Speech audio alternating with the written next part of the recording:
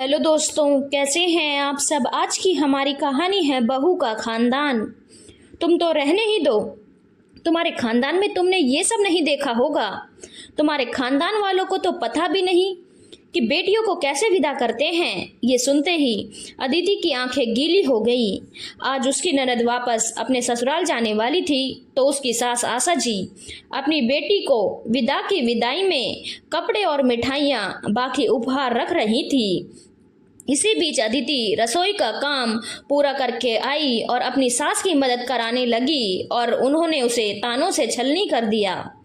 फिर भी सब सुनकर वो चुप रही और बाकी के काम करवाने लगी। इतने में उसकी ननद शिवानी हंसते हुए आई और बोली, भाभी अपना ध्यान रखना और आप भी भैया के साथ घूमने आना हमारे शहर, और कुछ दिनों के लिए अपने ननद के घर भी रहकर आओ। हमारे खानदान में ननद के घर जाकर भाभी नहीं रहती हैं, ये रिवाज नहीं है। तेरी भाभी तेरे घर नहीं आएंगी। बेटियों को खिलाते हैं, बेटियों के घर जाकर रहते नहीं हैं। आशा जी बोलती हैं तो अदिति फिर से मौन हो जाती है, क्योंकि पिछले महीने उसके भैया इंटरव्यू देने उसके शहर में आए थे तो उन्होंने होटल की जगह अपने घर रुकने का आग्रह किया तो भैया भाभी 2 दिन यहीं रुक गए थे। तब उसकी सास अपनी बहन के घर गई हुई थी। उन्होंने आकर घर में हल्ला मचा दिया। भला बहू के मायके वाले कैसे आकर रुक गए। उसके बाद से दोबारा भैया जॉब के लिए आए थे तो सिर्फ सबसे मिलकर गए और बाहर ही होटल में रुक गए। उसका ताना आशा जी आज तक देती हैं। अदिति ने आहें भरी और कुछ न बोली। आशा जी बेटी शिवानी को लगातार निर्देश दे रही थी, ये तेरी सास के लिए जरी वाली साड़ी है, साथ में चांदी की पायल, सोने का नाक का कांटा और शॉल है। ससुर जी के लिए रेशम का कुर्ता पजामा है, तेरे देवर के लिए ब्रांडेड शर्ट है, तो ननद के लिए 1 पीस रखा है, और ये सर्दियों में खाने के लिए गोंद और मेवे से भरे लड्डू, और पड़ोसियों में बांटने के लिए ये मिठाइयाँ हैं, और ये नगद लिफाफा है। बाकी रहा तुझे कार से रेलवे स्टेशन छोड़ आएगा। अपनी माँ से विदा लेकर शिवानी चली गई। थोड़ी देर बाद अदिति रसोई समेटने लगी और उसे भूख लग आई। सुबह से वो काम में लगी थी। शिवानी के लिए 2 समय का खाना बनाकर रख दिया था। कहने को सफर 4 घंटे का ही था, पर सासू माँ का निर्देश था समधियों के लिए भी खाना बनवाकर भिजवा देते हैं, नहीं तो शिवानी को वहां जाकर ही फिर से खाना बनाना पड़ेगा। ये बात अलग है कि यहाँ इसका भार अपनी बहू पर पड़ेगा, पर क्या फर्क पड़ता है। ससुराल वाले अपनी बेटी की चिंता करेंगे या बहू की। बहू तो दूसरे की बेटी है। उसने लड्डू का डिब्बा खोला तो उसकी आंखें फटी की फटी रह गईं। डिब्बे में एक भी लड्डू नहीं मिला। गोंद के लड्डू उसे भी बहुत पसंद थे। वो सास के साथ लगातार 3-4 दिनों से रसोई में लड्डू और नमकीन बनवाने में लगी थी। उसकी सास ने बहुत कुछ बनाया था, पर यह पता नहीं था कि वो सारा बेटी के लिए ही बनाया था। अदिति ने अपने लिए 2 रोटियां सेकी और खाना खाने लगी। तभी आशा जी आई। ये देखो, घर की बेटी को गए हुए 10 मिनट भी नहीं हुए और बहू खुशी में खाने लगी है। हमारे खानदान की बहुएं तो ऐसा कभी नहीं करती।